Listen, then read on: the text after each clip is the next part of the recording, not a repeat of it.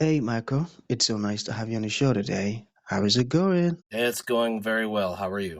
Doing just fine, and thank you so very much for being here.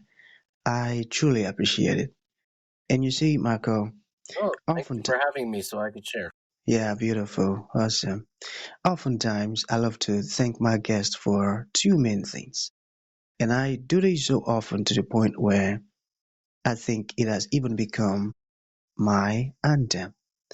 So, firstly, Michael, I want to say thank you for investing in yourself. You see, you are on this platform right now because you invested in yourself.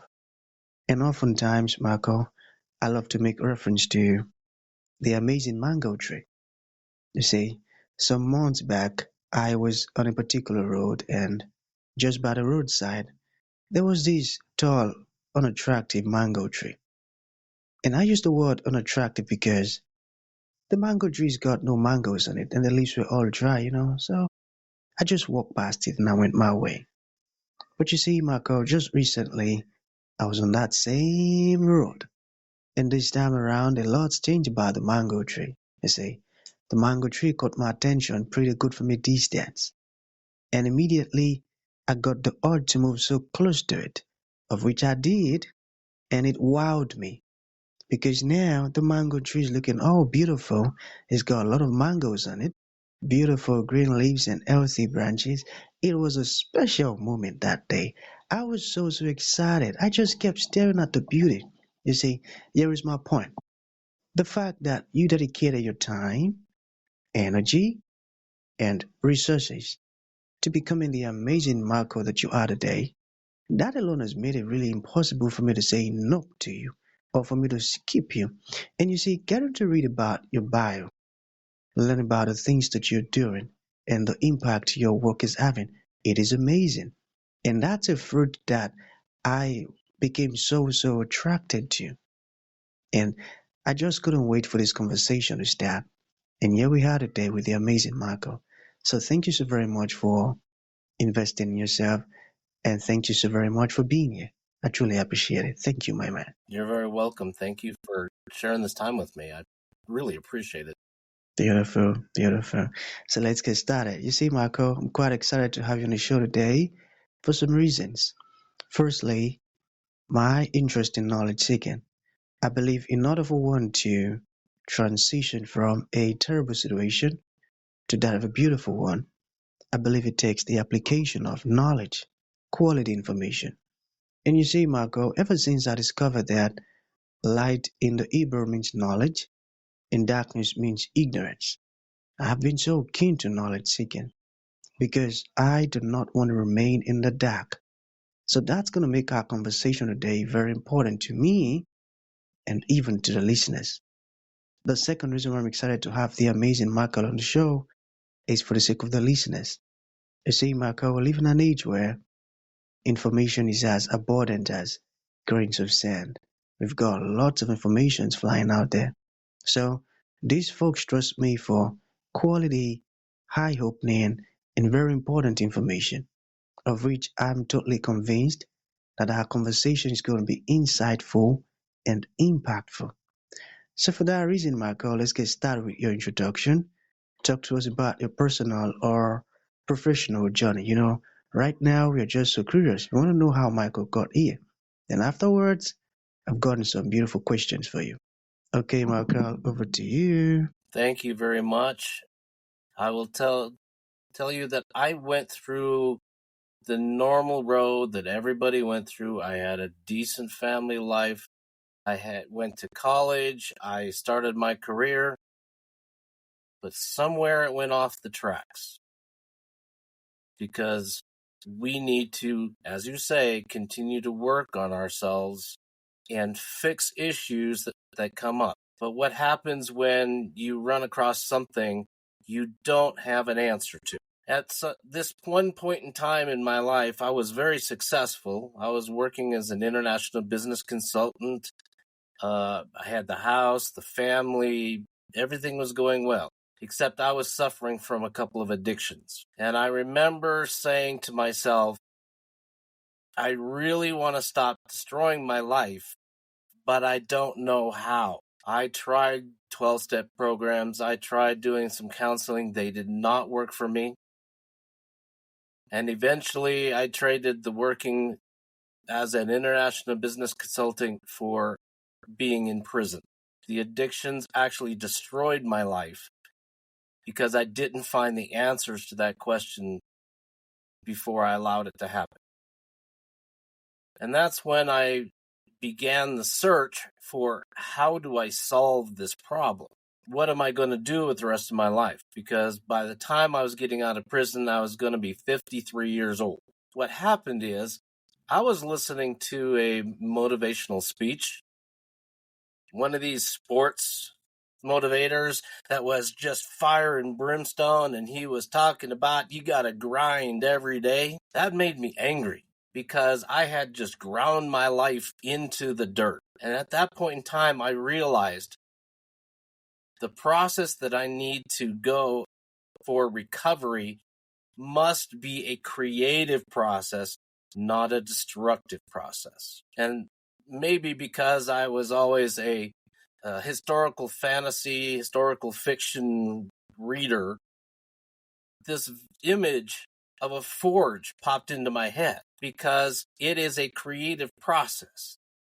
It may require fire, it may require hammering something, but it's still a creative process. You're looking to create a work of art from that process. And that became the basis for what I teach now. The only thing Amazing. is, there were quite a few steps to get there. That's amazing. And you see, one thing that stood out for me is the fact that you went through all of those stuffs, you fought it, you overcame, and now you are serving the solution to other people. You don't want others to remain stuck in what you came out of. So you're offering a solution out there. And that's one of the great traits of a true leader. And it tells me that you're worth listening to.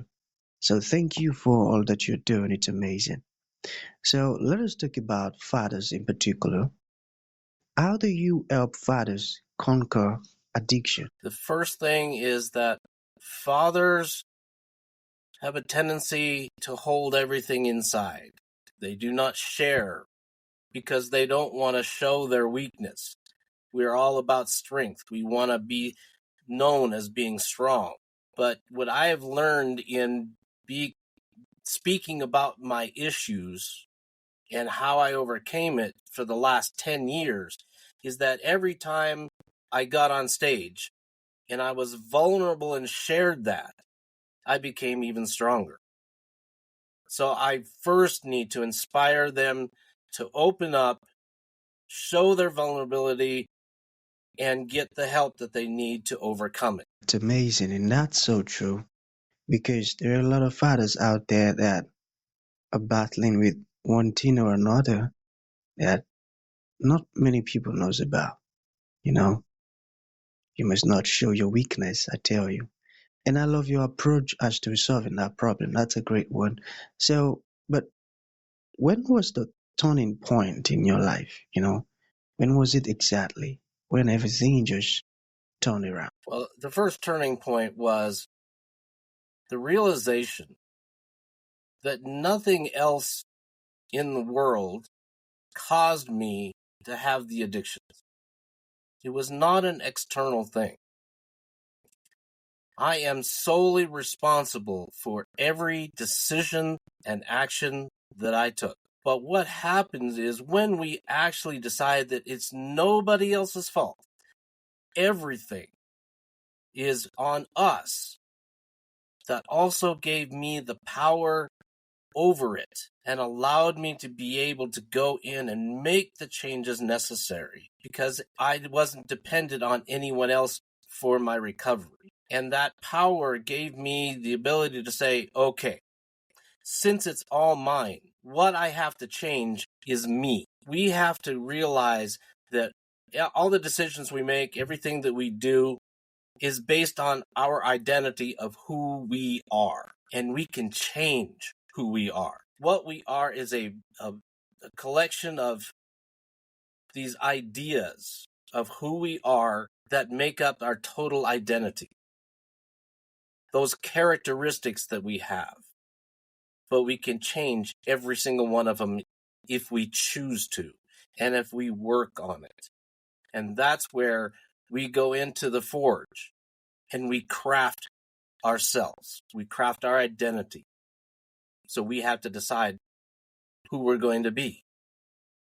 And if we go in and look at the real crystallized ideas and we base them on somebody else that we admire, if we go in and look at Christ, for example, we need to craft ourselves in an image of somebody that we want to be like. We can take on those ideas and become that person. So we use our fire, that is what our passion is. We use our hammer to mold ourselves over and over and over again until we make it into the work of art that we have as that vision in our minds. Well, I have an old friend. We have been friends for 50 years. He and I are roommates, and we still like to play games like we did when we were kids. Whether it's Dungeons and Dragons or whether it's Magic, it's something that we can do that is just a little lighthearted fun. We can relax. But long term, what I'd really like to do, I'm looking to buy me a sailboat, push off from shore, and come back 10 years later after I've gone around the world. I want to stop at all kinds of ports and visit all kinds of people, collect all their stories, their myths, their legends, and I want to write about it. Well, it wasn't linear. There were times when we didn't talk much. One of the things that we learned from when I was in prison is that, man, we really should have kept up this friendship. I don't have many friends, at least not to that depth. A lot of them were just acquaintances.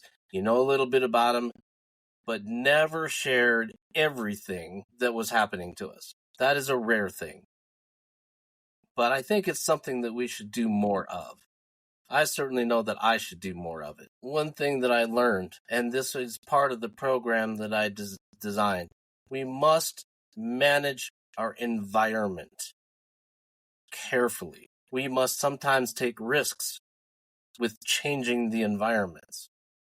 And I'll tell you this, for example, when I was released from prison, the state gave me $324 and said, don't come back. That was it.